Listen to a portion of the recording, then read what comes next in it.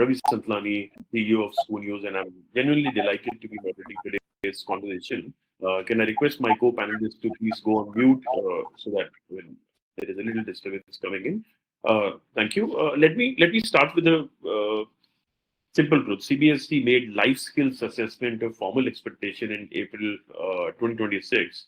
NEP 2020 has been saying the same things for years. And yet, when I speak to school leaders across India, the question I hear most often is not whether this matters. I mean, everyone agrees it matters. The question is how. I mean, how do you actually do this consistently, measurably, and without adding another burden to an already stressed system? And this is exactly what today's conversation is about. Let me remind you all: we are not here to debate policy. We are here to talk about implementation. And I have assembled a panel that I believe is uniquely positioned to answer that question because every person on this call has lived it. And it is a very carefully handpicked panel today.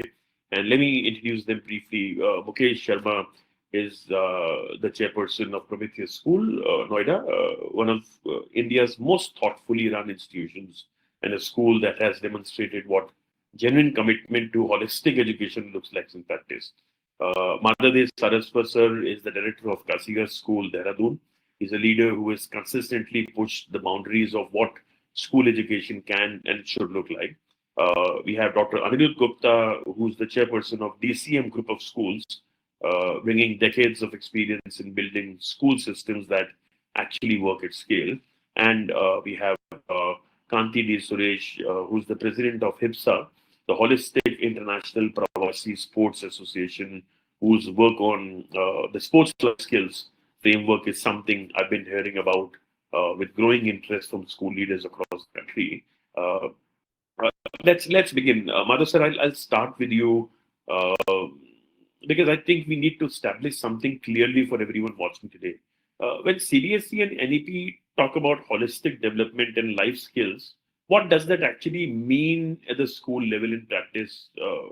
Not in circular, not in the policy document, on the ground, in the real school, what are they actually asking us to do? You'll have to unmute, Madhav sir. Please allow me to use my usual pun before I answer your question. Though you have warned me that I should not be talking about the policy document, but I need to, highlight the Indian mindset, because there is sublimity in that document, and all of us as typical Indians get attracted to that sublimity. All of us must have heard a beautiful Sanskrit hymn which says, Sarves bhavantu sukhna, sarve santu niramaya, sarve bhadrani pashyantu, ma kaschid dukh bhed. But how, when, and who will do it, nobody knows. But not millions, billions of us read this particular shlok, particular hymn every day. Unfortunately, even the policy document like this, which is essential, though it's late, but it is essential. I just hope that, it doesn't meet the same fate, that we get stuck in the beauty, the sublimity of the intent. As a teacher and as I received the policy document, how I understand is that, Madhav, you are responsible for the entire human being.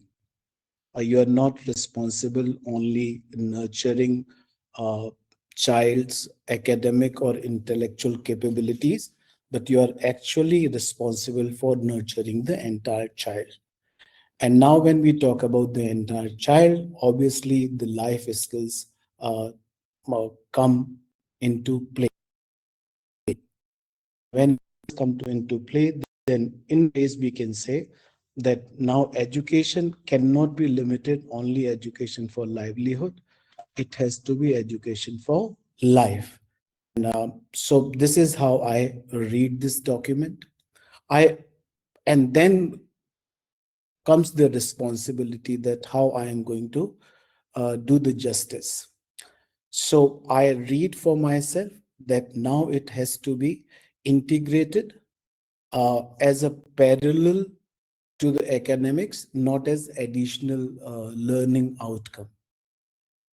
I read it as it should be part and parcel of the daily schedule.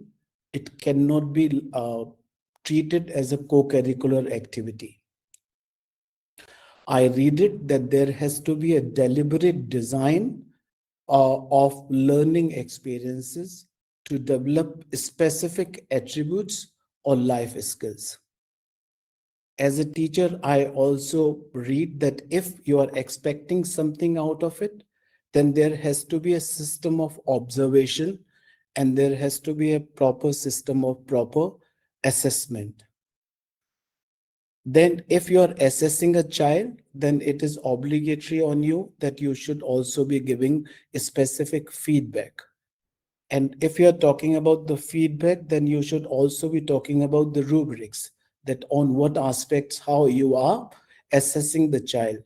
And what would be your communication to the child and what would be your communication to the parent if you have to give that feedback. And then whatever feedback we give, there has to be a justification for the feedback. Say, for example, if I have to tell the parent that your child is not a team worker, this child, he needs to work on his skills to work in a team, then I should be able to justify.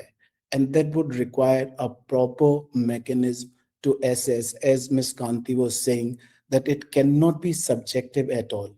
मुझे ये बच्चा अच्छा लगता है तो अच्छा लगता है, नहीं लगता है तो नहीं लगता है. So as a school, as a leader, I should be able to justify that feedback. And we also would have to come out of the usual phrase, say for example, we had a very good basketball session. The game was fantastic. Good, the feeling is good. What did you learn? What was the learning outcome? When you started that game, what is that you wanted to achieve out of those 40 minutes engagement with the children? What did you observe after 40 minutes and how do you document that? This is what I read, Ravi. I hope I am able to answer your question. Oh, of course, what you just described is something I hear from school leaders everywhere. The intent is there, the belief is there. What is missing is the system, and that gap between intent and implementation is exactly what today's conversation is designed to address. Mukesh sir, I want to ask you something direct, and I want an honest answer, not a diplomatic one. If a school were audited today on life skills implementation, not intent, not the vision statement, not what the principal believes in, but actual structured delivery with measurable outcomes and documentation, would it pass? Well, thank you, Ravi. Most schools would not pass. And I say that without judgment, because intent has never been the problem. The problem is the belief in holistic development has rarely been translated into something that you can show an auditor.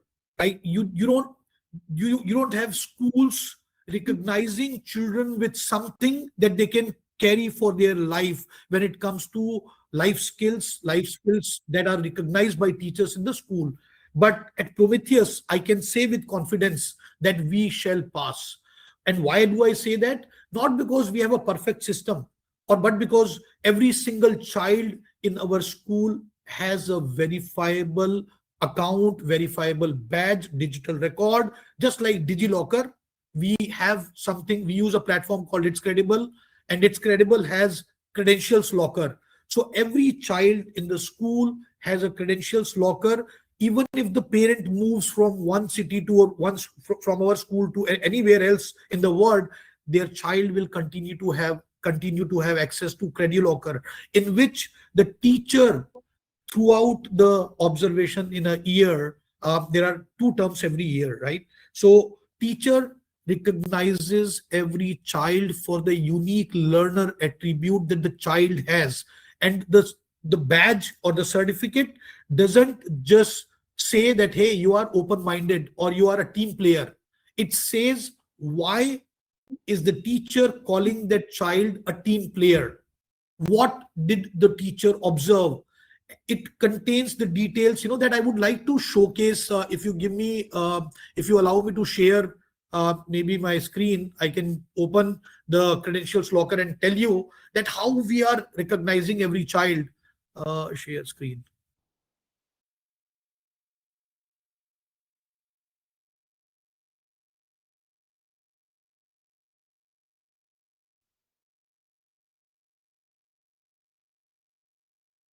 Select all window, entire screen.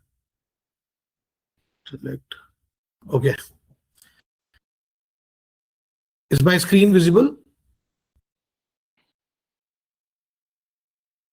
Is my screen visible? Yes, now it is visible. Okay. So Devansh Garg was recognized in 2025-26 academic year. The badge was awarded to him for sharing his ideas confidently, listening carefully to others, and expressing himself clearly. There are number of other badges that I can show, like a thinker badge that was issued on. So every badge can be instantly verified. Every badge has, the attributes that one would want to review. Like this one, thinker, you've got a story. Who's issued it? When was it issued? What is the reference number? You can scan this. It will automatically open. You've got risk taker. Now, we do not, and we never tell any parent what the child does not have. We share these digital badges with parent, telling them to celebrate their child for what the child has, because all of us, all educators say that every child has unique learning pace, unique attributes. Every child is different. So let us celebrate the difference that they bring on table. I may not be a team player, but individually I can beat the hell out of anyone. So what is important is to Mukesh, just give me 1 second. I mean, while we are at it, I mean, tell me, I think what happens to a student's engagement with life skills specifically when there is a recognition and certification attached to it? Does it change anything? It does, because it does give confidence to the child. The one I know a girl, who was given the first risk taker. She is now in 6th grade, and in 4 years, I have seen her confidence, the overall personality grow, because we gave her the confidence that she was a risk taker. She was given that badge. She continues to excel. And when somebody is recognized with a particular life skill, they feel confident, and the confidence is visible in the child, and they celebrate it. They know that it's not just, see, I know many schools who give certificates which are physical certificate or a badge, but those certificates or badges have very short life, I would say shelf life. But these kind of badges or the platforms are essential, because child, when after 4 years also, can go back and open the credit locker to see what is it that the school recognized me for. For instance, if I were to show you another one, which is just the credentials locker, you will see that the whole journey, the digital portfolio of the child is visible to the child and to the parent. Yeah. So I have a follow-up question there, Mukesh, and with the kind of state-of-the-art world-class. So this is the credentials locker.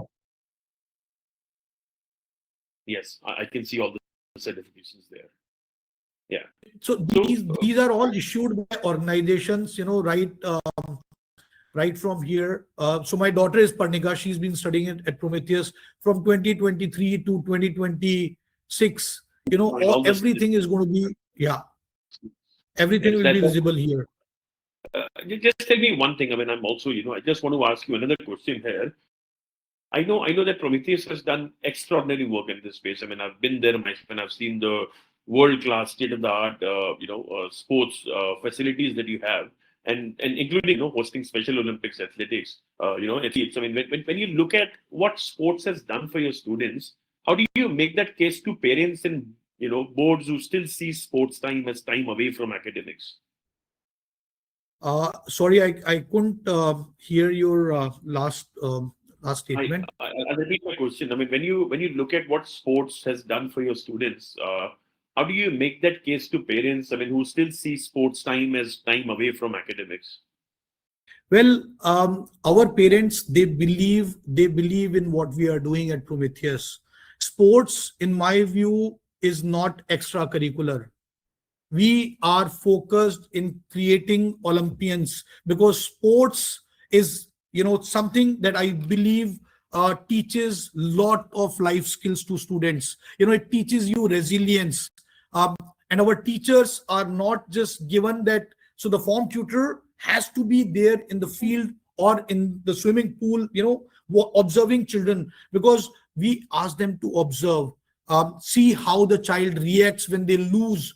Do they blame the code? Do they blame the external factors, or do they reset and fight?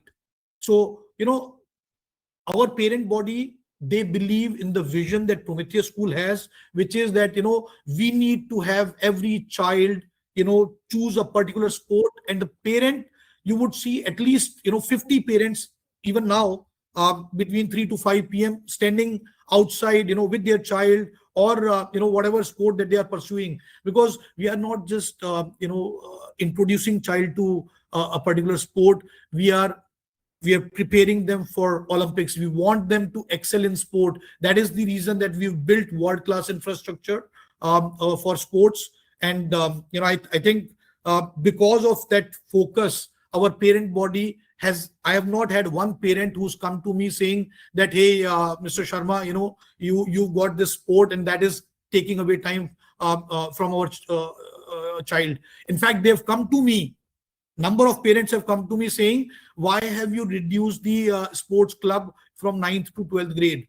And this year we are increasing the number of periods that we want to give children so that they can go and play.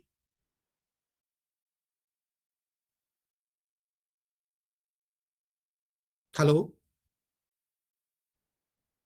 Did I lose you guys? I'm there. Yes, we can hear you. No, Okay. Of course not. I mean, we heard you there. Okay. Did that answer your question, Ravi? Any follow-up question on that? No, certainly. You very well answered that question, and I think what you're describing is basically a shift in how students relate to the activity, and when there is a framework, when there is a recognition, certifications, badges, when there is something to work toward, the engagement changes entirely. I would want to move to Dr. Anirudh here. Dr. Anirudh, you have built school systems at scale across multiple campuses across Punjab. I want to ask you something that sounds simple, but I think has a profound answer. In your experience, what does sport do for a student that a classroom simply cannot?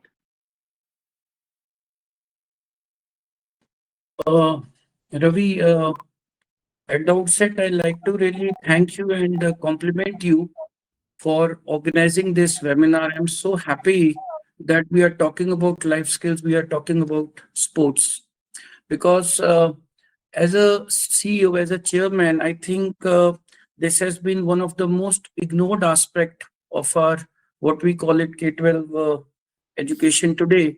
And so you were asking Mr. Madhav about the intent of CBSE, behind introducing holistic life skills and the spirit of NEP. So most of the times, whatever it might be RTE, it might be NPE. So whatever is the intent of introducing life skills or other such initiatives, it becomes right. What I say is right intention, poor execution. Fine. And to my mind, if I talk about education, like Mr. Madhav said, education is life.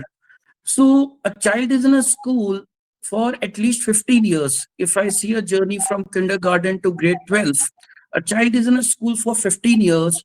whatever is taught to the child in terms of curriculum, in terms of syllabi, in terms of everything related to the textbooks which are prescribed. So at the end of that 15 years journey, at the end of grade 12, if we subtract all that knowledge, what has been provided or imparted to the child in terms of curriculum, in terms of syllabi, or in terms of the textbooks, whatever is left with the child is what life skills are. Fine. So we are emphasizing on far too much on marks, on curriculum, or completing the syllabi. But all these years we have ignored life skills, what are most vital and relevant to the child's growth and personality. And I believe most of the life skills, we might talk of problem solving, resilience, perseverance, teamwork, leadership, the how to handle failure, how to handle success, whatever are the most of the life skills. I mean, if there is one medium, it can be taught through is sports, because it is on the playgrounds. I think the playground is a real classroom. And if I go back in the era of Gurukuls, there was no classroom, there was no matchbox system of infrastructure of schools. The children were learning in grounds, they were learning, under a shady tree. So sports is not a parallel or is not an extension. I think sports is integral to education. And if a child is a good sportsman, you were asking Mukesh that how do you justify the academic loss to the parents, So I always say that it's not about marks, it's about making a mark. With one javelin throw, Neerav Chopra earned must be, around 40 crores. Fine. Will you ask Sachin Tendulkar, how much grades did you score in grade 10th or 12th or in your graduation? So sports is not just recreational. It's not just about physical well-being or mental well-being. We have to understand sports is a full-time career also. Fine. And, in terms of nation, if I talk about the nation, I think while we are emphasizing on creating entrepreneurs, creating scientists, we have to understand that as a country, we are really lagging behind in sports. And especially at the time when we are talking about hosting Commonwealth Games, Asian Games, and we are bidding for even Olympics a decade down the line, and we are just, grabbing 1 or 2 gold medals in all these, championships, at the global level. So I think even if we have to improve our performance in sports, if we have to make our country healthy, and especially in place like Punjab, if we have to, move the youths away from scourge of drugs and all those perils, I think the sports can solve so many problems today. Making effective decisions, managing emotions, working in team, handling success, failure. Sports is the solution, and I'm so happy that we are talking about it today. But how do we make life skill assessment through sports? I'm sure that at the end of this webinar, most of the principals and academicians who have joined us today, they will be very clear that, how we can make it measurable, not just, a kind of, and I will also like to emphasize like what you're talking about, Mukesh. I have seen most of the schools, they have appointed just one PT teacher, or at the most, there's just one teacher who's teaching all the sports. So it's high time that, in terms of the human resource aspect also, we have to have specialized coaches. They have to be well trained. Course, we have to bring the psychology aspect. Anirudh, I agree with you, and I see a lot of shift. I see former Olympians and awardees coming as coaches. In fact, in Mukeshji's school, I've seen not one but more than 10 international coaches coming and teaching. The shift is coming. Yeah. So, sir, I want to ask you the same question, Madhav, sir, since you have a great experience in boarding schools. What has sport shown you about the student that the classroom simply cannot reveal?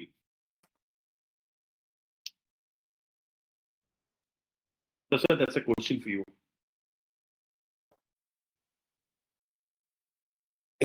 Yes, Ravi, the field reveals the person who you are. On the field, you cannot keep your mask intact for a long time. well said. So that is one. And if we actually look into the learning outcomes, maybe, in the classroom, we limit ourselves to cognitive and intellectual outcomes. But on the field, you get into physical, cognitive, emotional, social integration. In the classroom, it could be individual, it could be teamwork. But on the sports field, the kind of interdependence you learn, you cannot learn inside the classroom. Uh, in the classroom, in my opinion, it's a very low stake.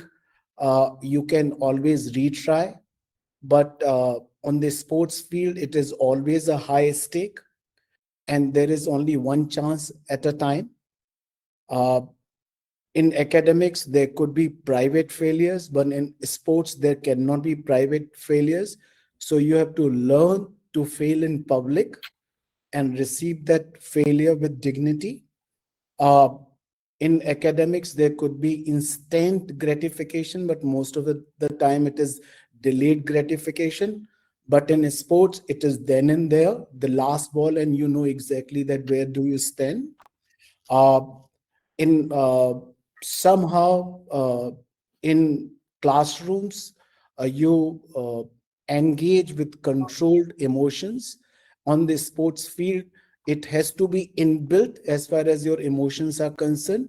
Otherwise, anytime it can flare out if your emotions are not under control. In the classroom, your opponent is static. In the field, it is not. It is dynamic. With every second, with every move, it keeps on changing.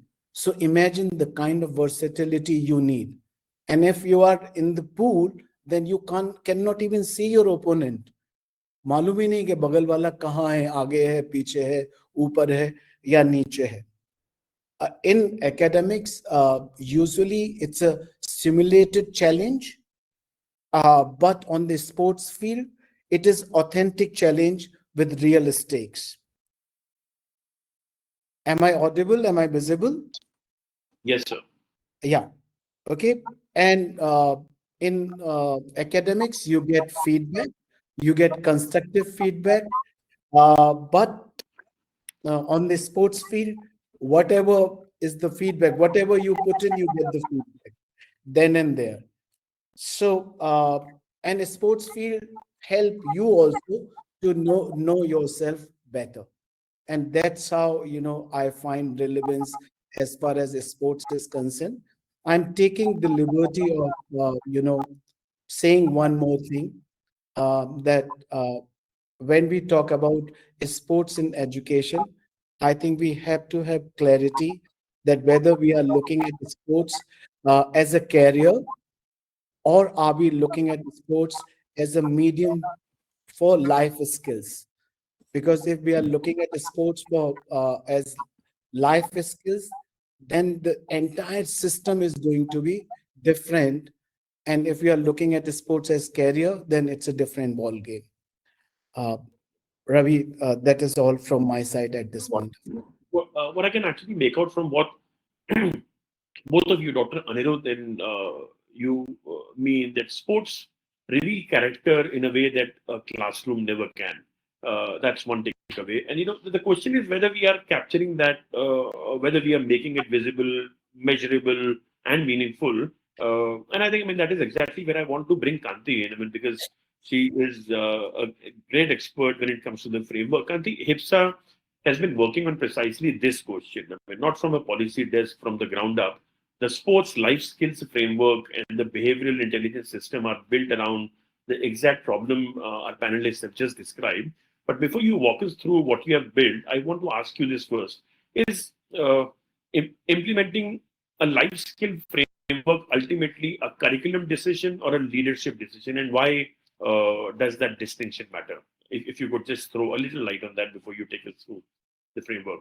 That's an interesting question, Ravi, and what I'm very happy that that sports is being talked about with such high regard by such eminent people who've been in the field of education for so long. So that gives me a lot of motivation to speak more about sports. But come to your question directly. Is it more of a curriculum decision or more of a leadership decision?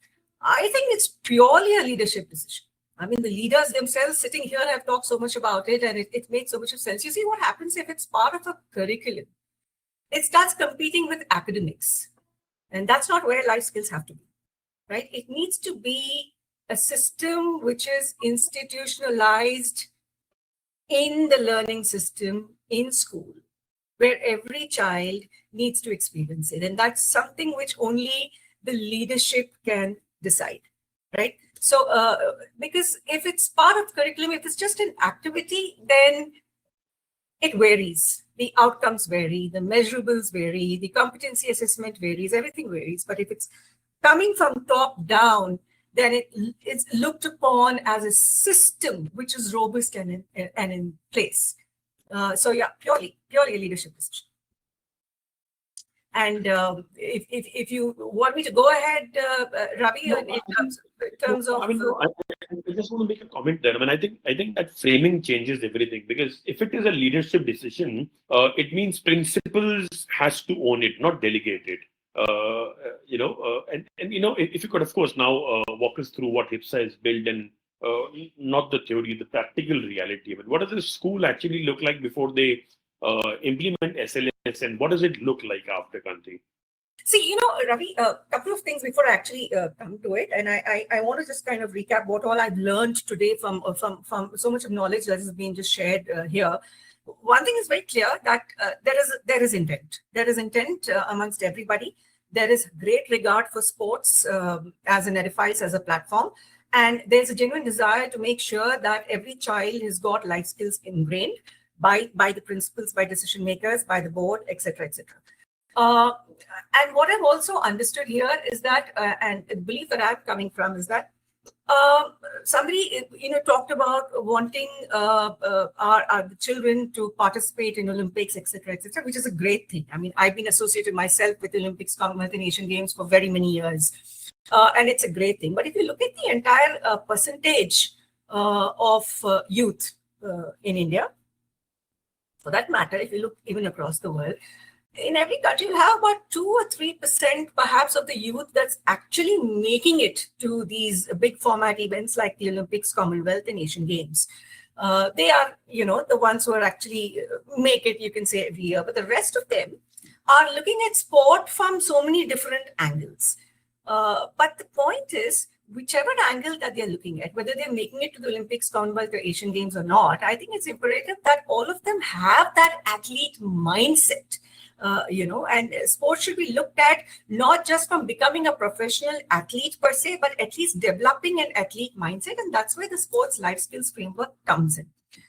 What we've been looking at in our country from a policy point of view, the government policy, whether it's the Khelo India or whatever, everybody's been looking at sport purely from a physical aspect in terms of building fitness and, ensuring that the health standards are met, obesity is reduced, which is great. The framework, what it does, it just looks at sports from a behavioral angle. Now, our association for about more than 15, 20 years across different sports is one thing which we have very clearly realized, and I'm sure the panel out here would agree with me, that the sport does not matter. It can be cricket, football, basketball, it can be classroom sport, it can be casual sport, it can be precision sport, it can be yoga, drill, march past, any kind of sport. By default, life skills are ingrained in any kind of a sport activity, right? The difference till now is that has not been given a structure in terms of being able to actually make the child aware about the various life skills he's already using by default in the act of playing a sport. That is where the entire sports life skills framework has come in. We've not done anything greatly rocket science in terms of creating new life skills. We have completely adhered to the life skills that have already been created by eminent bodies like the WHO, the UNICEF, the CBSE. They've already identified what the life skills are. And we are using the same framework. What we are doing here is we're just breaking down those life skills further into micro life skills, making it more granular, where each micro life skill is assessed in a robust manner. If you can just show, I had shared some slides with Vinay, particularly the slide, where we've talked about a whole engine called the OVERTA engine, where just a brief on how we are kind of breaking down the life skills to make it more measurable. Vinay, if you can just get that on the screen.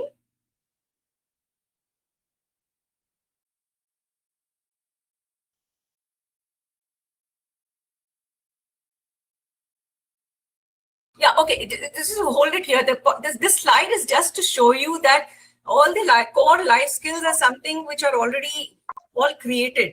So all all the psychological, intellectual skills of psychology, etc., have already designed all these skills, and we have kind of taken the same life skills, and which is aligned with all the WHO, CBSE, etc., and we've created 42 modules of this life skills, which get granular further.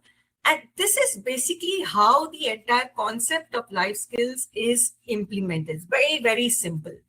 The first step, what we do is create an awareness of a particular life skill in the mind of the child as to what he or she is using in a sport. The minute you put that in the mind of the child, saying, hey, listen, today you're playing, just continue playing. We're not changing anything. Just remember that we are focusing on collaboration or whatever, decision making, or we are focusing on teamwork, or we are focusing on your participation skills, or you're focusing on your responsibility skills. There are umpteen skills that we do. The minute you put that in the child's mind, that is the first step where he or she is aware that this is the skill which is being observed by my teacher when I'm playing the sport, right? And just leave him or her where he is. Let the sport go on like the way it is.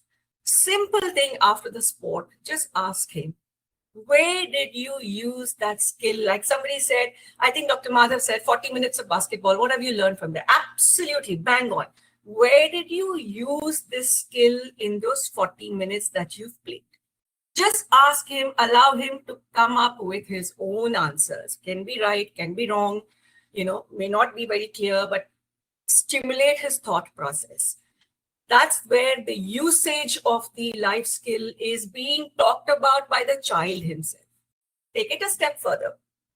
Ask him what would happen if he did not use that life skill, or what was the good effect that he had on the game because of using that life skill. Let him understand the correlationship between the usage of that skill and the effect that it had while he was playing in the game. Make him also aware, get him a little more deeper to check out what would have been the repercussion if that particular skill in the game was not used. What we are only doing is stimulating his mind to think about the life skill over and over again through a real-time situation. Like it was just discussed, you can't fake sport. You can't simulate a class, just like you can simulate a classroom environment. You can't simulate what is happening on ground. It's just happening. It's beyond your control.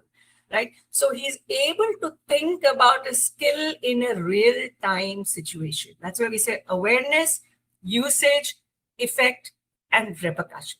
Once these four are very clear about even a micro skill, don't give him big life skills. So if you say, listen, I want you to understand how you use emotional resilience, it's not going to work. I want you to understand how you use decision-making, it's not going to work. Break it down.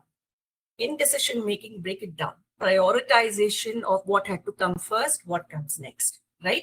And then you're talking about deciding how much of risk, how much of responsibility. So break it down into micro skills and give him just one micro skill per day or per week, or the same micro skill for the entire week till he becomes thorough in it.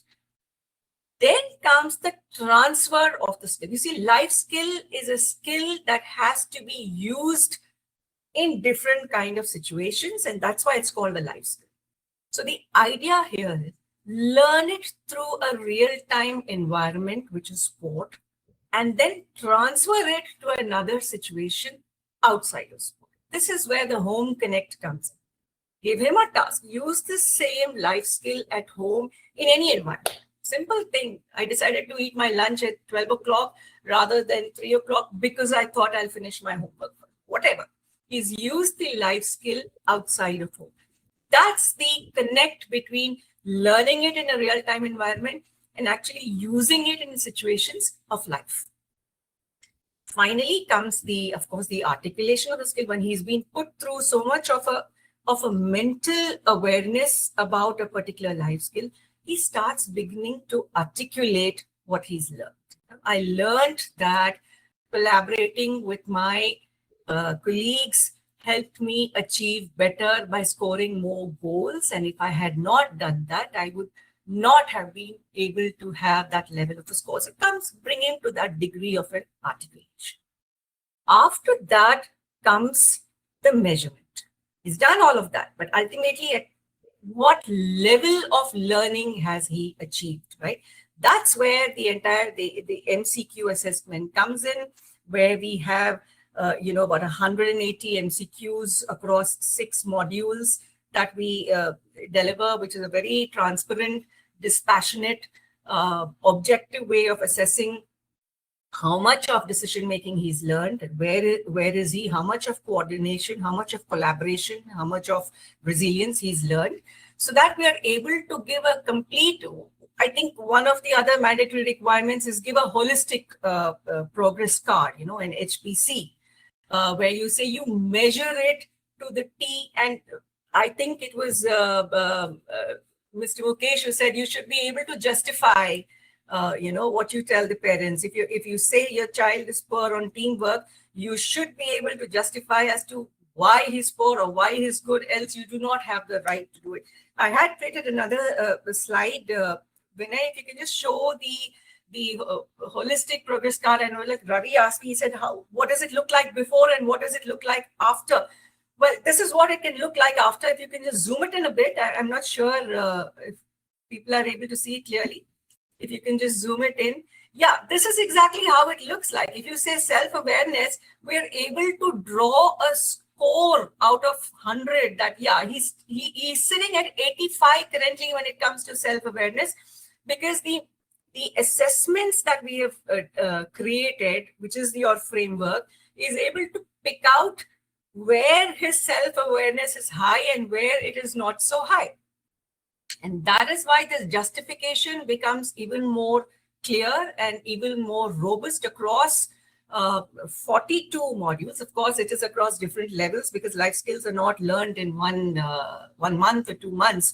So we have 6 modules per level from class 6 to class 12.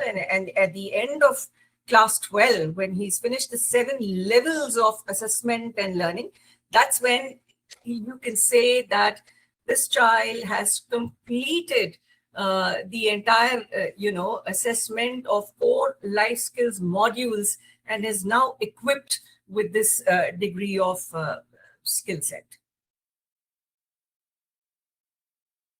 Ravi, does that answer? Yes, Kanthi, thank you for that. And correct me if I'm wrong, my takeaway from what you just shared in the last 10 minutes is that the school does not need extra time. It does not need new teachers.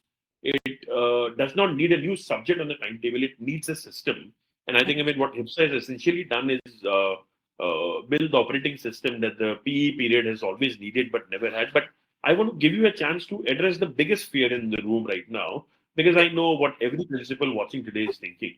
The question is, it goes like this. This sounds right. This sounds important.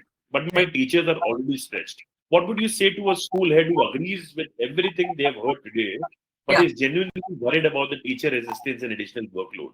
Yeah. So you're right. And I think they're right to worry about that, because if you're giving an extra workload to a teacher, he may do it, but the productivity levels are going to be poor. I mean, let's face it.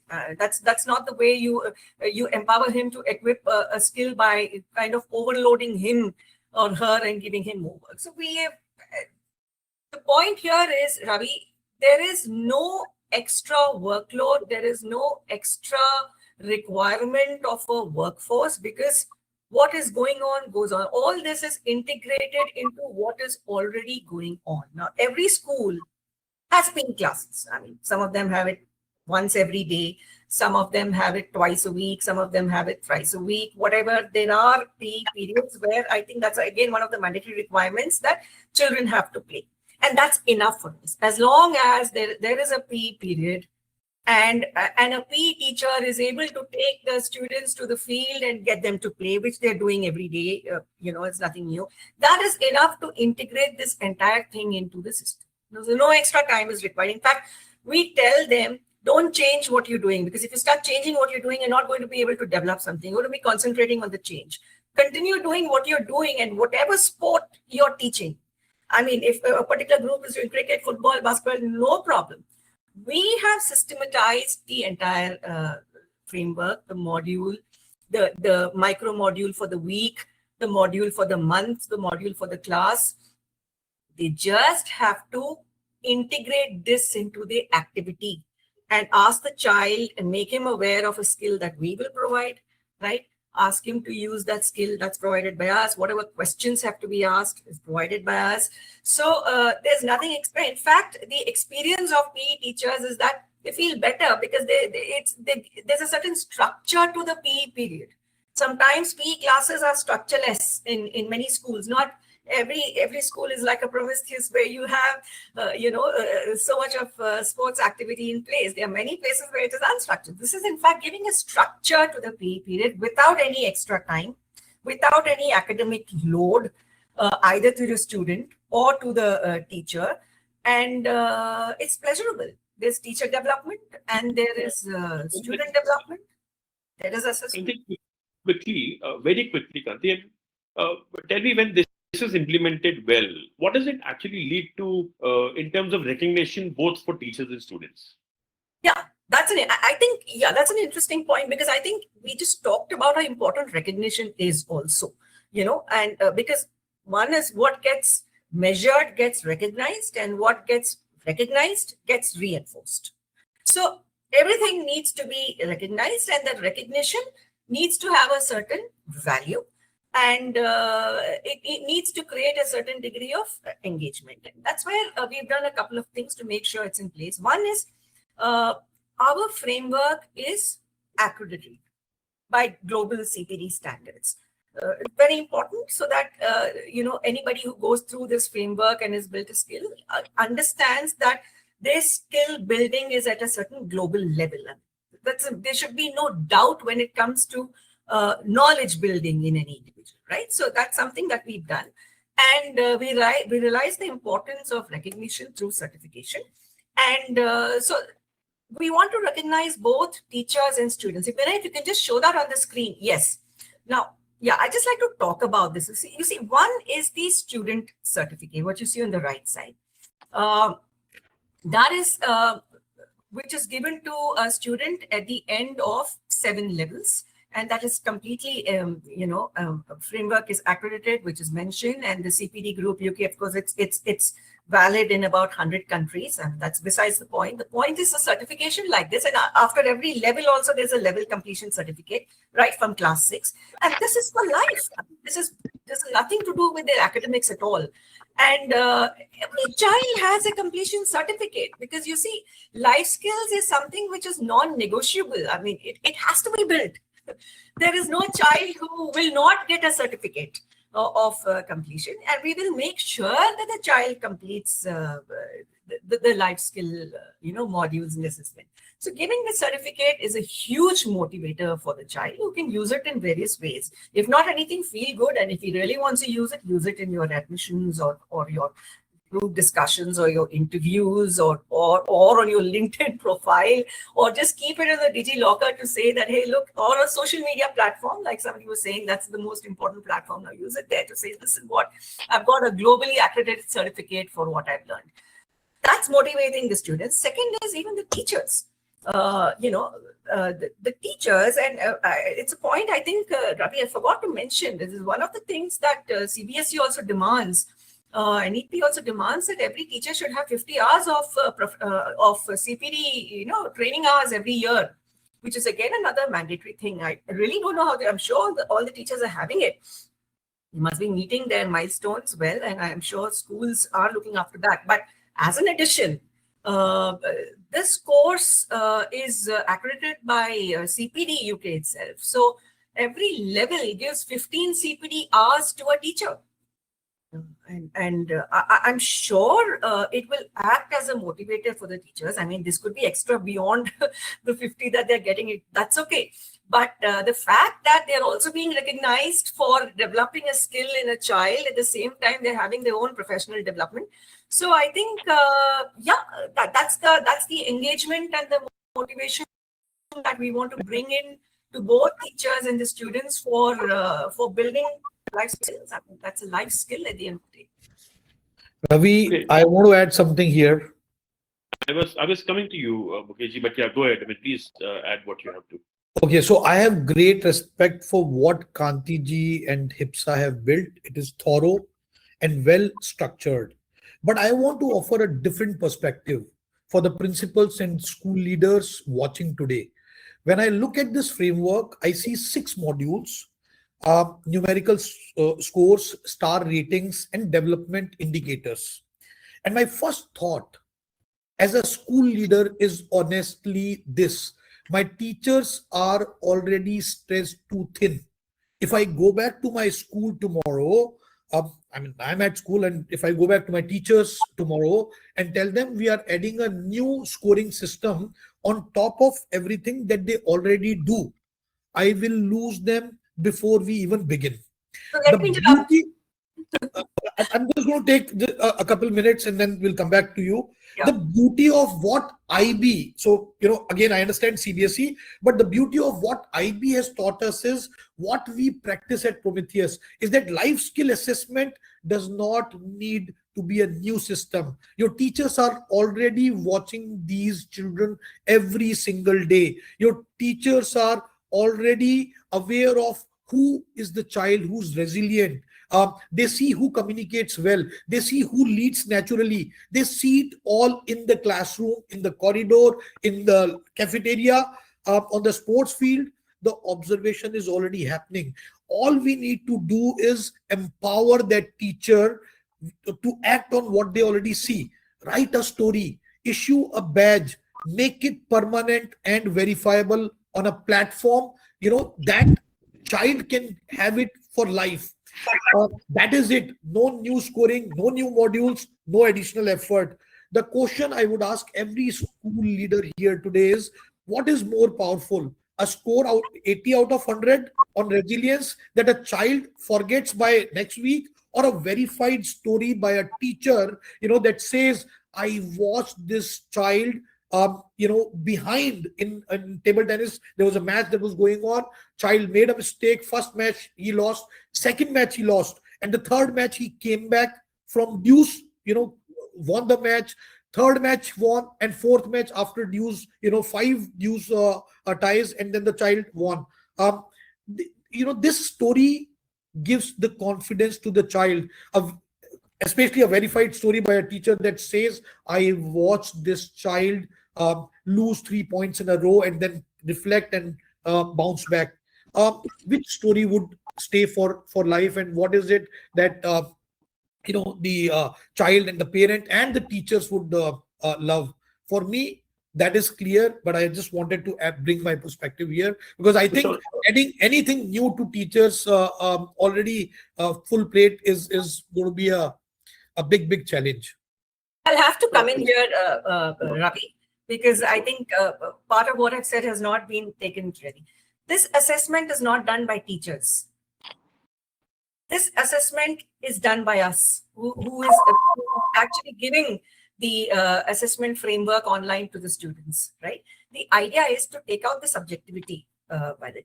And the marks, everything is to us. It's what the school wants from us, right? We at the back end are able to capture all this information about every child, not across 6 modules, across 42 modules and 168 micro modules. We are able to assess it at the back end. The child knows nothing. Now, if the teacher or the leadership or the principal tells us, listen, we want this granularity, this kind of information about each child, we are happy to share it. We are nobody to give all this to parents and to children. That's why I said it's a pure leadership decision. This is our work. This is something we do. This business intelligence scoring and is assessment is all something. The teacher does nothing. That's the whole idea of a framework. Take the subjectivity away. The teacher may be great in terms of understanding his or her child, but every child needs a dispassionate measurement of the actual skill. And that's what makes the parent more accepting of the, otherwise you always hear stories like, this class teacher does not like me. That's why she's taking it out on my child. I mean, I'm a mother myself of 2 kids. So I know what it means to actually, have parents thinking that the child is being targeted or the child is being misunderstood. But when you do it in a very impartial, transparent way, I don't know the child, but I'm able to assess his life skills through a structured framework. Right? So you are going to be having your team present in the sports field to be able to capture it? No. That's the framework. We have granularized every skill in such a way that the child has got multiple an MCQ. So give him 4 options. Let him pick the right one. You know what he's thinking. You just know Kanthi, what. There are a few people who are writing that on chat. I mean, how can we get a little gist of the framework? I mean, is there a website? Is there something that we can send on email to all our registered, delegates as well as panelists today? If there is something, I mean, please share that with us. And with that, I'll move to Dr. Anirudh and Madhav sir for a quick closing remark. And then, of course, I'll come to Mukesh bhai and Kanthi, and then finally I'll close. Any closing remarks here, Dr. Anirudh Gupta and Madhav sir, to start with? इन 2 लोगों की बात सुन के मैं थोड़ा सा confuse हो गया हूँ. मुझे पूरी तरह क्षमा करें आप लोग. कुछ साल पहले किसी बहुत पढ़े लिखे आदमी ने मुझसे ये पूछा था कि तुम अपने स्कूल में जो कर रहे हो और वो तुमको कैसे मालूम सही है या गलत है. Madhav sir, just 1 second. I mean, we have some delegates from South India. I mean, if we could use Okay. So, I'm slightly confused at this point of time because there was a time when I was heading a school. I'm still heading a school, but so one of the old boys, a very highly placed, accomplished gentleman, extremely intelligent, worldly wise, he asked me that, how do you get to know that whatever interventions you are doing in the school are going in the right direction or the wrong direction, or what kind of impact it is going to have on the future of kids? So I said, in some cases, maybe I will get to know after 20 years, and for certain cases, maybe I will not be alive. So I said that, he asked me that, why do you say so? I said, I don't know. Maybe at this, when they reach where I am right now, how they are going to use what life skill they have learned today is going to determine whether I could teach them the right thing or the wrong thing. So how we use, what kind of a person you come out from this school matters more to me. What I, during this discussion, what I believe in right now is that the schools, the teachers, heads have to come out of the intent zone. They have to have a proper deliberate system to assess the life skills so that it doesn't become a formality. Say, for example, that, there is an intent to win the match, but without the planning, you cannot win the match. As simple as that. So if you want your kids to have life skills, there has to be a plan, there has to be sincerity, there has to be accountability. Other than that, I'm not sure if I'm the right person to comment. You very subtly haven't said it all. Dr. Anirudh Gupta, your closing remarks. Yeah, Ravi, we have a lot of school leaders who have joined today. So I understand, like across all schools, there is a genuine intent of introducing life skills, and especially we are talking of introducing life skills in form of sports. All the schools, they conduct activities, they celebrate events. We all encourage participation in sports and extracurricular, co-curricular. But when we look at the life skills through the lens of an audit, what we are talking about, where there is a need for clear indicators, documented evidence, consistency, and measurable outcomes, we begin to see the gaps. I have seen in many cases, life skills are happening, but they are not being captured. Observations are informed, but not structured. Feedback is generic, but not evidence-based. So while the spirit is present, the system is still evolving, and with initiatives like what Kanthi mentioned, I am sure that we will soon arrive at what is the right way and right manner. And having said this, I feel it's also a moment of opportunity with CBSE and NEP bringing clarity and focus to life skills. Schools now have a direction to move forwards from activity-based exposure to outcome-based assessment. And the way forward is not to add more to the system, like what Mukesh and Kanthi were talking about. Are we adding more pressure on the teachers, or are we, empowering them? So idea is to organize what already exists, define what each life skill looks like in action, embed it into existing spaces like sports, what we are talking about, group activities, use simple rubrics and observation tools, ensure consistency across teachers and grades. And I like to just summarize it, though I believe we have a lot of people from South India who do not understand Hindi. Earlier there was a quote, when our grandfather, grandparents, they used to go to schools.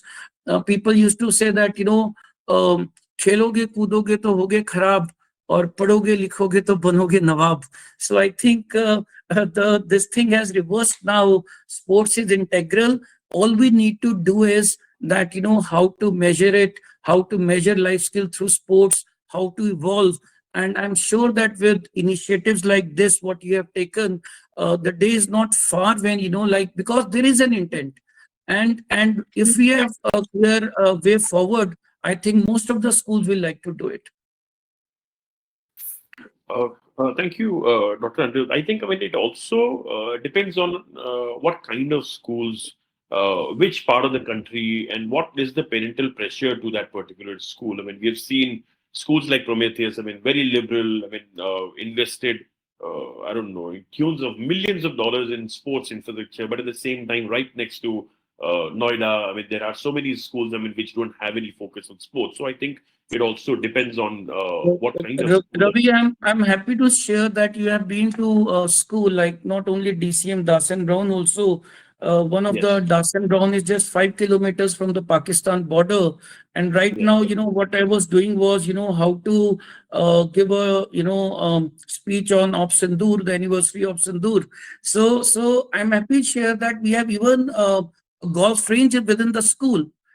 Just 5 kilometers from the border, not, talking about tennis, billiards, swimming. So I think when we are talking about setting up schools, talking about infrastructure, technology, labs, we must, pay adequate attention, investment to the sports facilities also.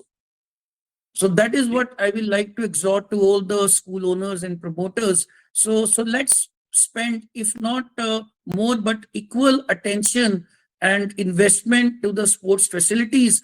As I said, that sports grounds are extended classrooms. Let's not dilute it by, even CBSE is allowed, even the schools are not having their playgrounds, they can have MOU with the nearest municipality or some college or university playground.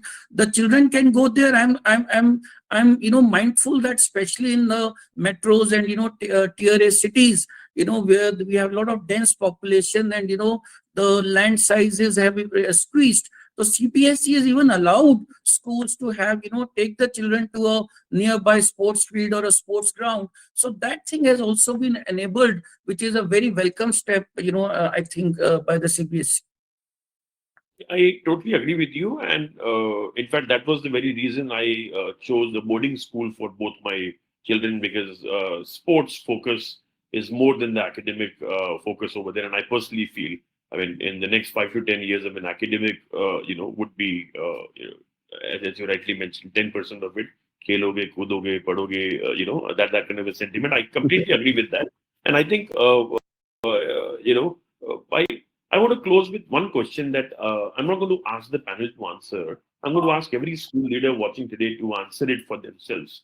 If your school were audited tomorrow on life skills implementation, not on intent, not on what your vision statement says, like Mukesh bhai shared, I mean, most of the schools would fail, not on what you believe in, but on actual structured delivery, measurable outcomes and documentations that could show an assessor, would your school pass? I mean, just think about it. We don't need the answers over there. Sit with that for a moment, for a day, for a week. And then I'm sure, I mean, your self-assessment will lead you to a solution. And we are right here. We are happy because we have a panel of very strong speakers here who have kind of put in decades of their experience into this particular topic. I mean, and I would personally invite all of you, I mean, if you would want to visit a few schools, I mean, you have done it right. I mean, I think I have that kind of influence on the people that you can see on screen. I mean, I can request them, a group could possibly come and visit Kasiga school, such a beautiful school right below the hill. We can go to, thank you, Dr. Anirudh, I mean, you have given me a fantastic tour of Punjab, all your school, your young entrepreneur school, Dash and Brown, and fantastic. And Mukesh bhai, it has been such a pleasure, I mean, coming to Prometheus again. But today, I really want to thank our extraordinary panel for conversation that I think every school leader in India need to hear. And Mukesh ji of Prometheus School, Madhav sir of Kasiga School, Anirudh bhai of DCM group of schools, and of course, Kanthi of HIPSA. Each of you brought something real and honest to this conversation, and I'm grateful for that. And we have so many questions in the chat box, but I think, I mean, our time is limited today. A lot of school leaders have to go back. But if you are a school leader watching today and you want to explore the SLS framework for your institution, reach out to Kanthi or reach out to us, reach out to HIPSA. I'm going to share all the details to you on the thank you email and the contact details. Everything I mean, we'll share with you. And if conversations like this one matter to you, follow ScooNews across platforms. We do this because we believe the right conversations in the right rooms change what happens in classrooms across India. Thank you all. Have a wonderful evening. And thank you so much once again, Kanthi, for sharing that framework with us. And I can see a lot of messages pouring in and they want to have a glimpse of that framework. And see you all soon on the other side. Have a great evening. Bye. Thank you. Bye. Thank you, Ravi. Thank you all of. Thank you, Ravi. Thank you, Madhav sir. Thank you, Mukesh sir. Thank you once again, Kanthi.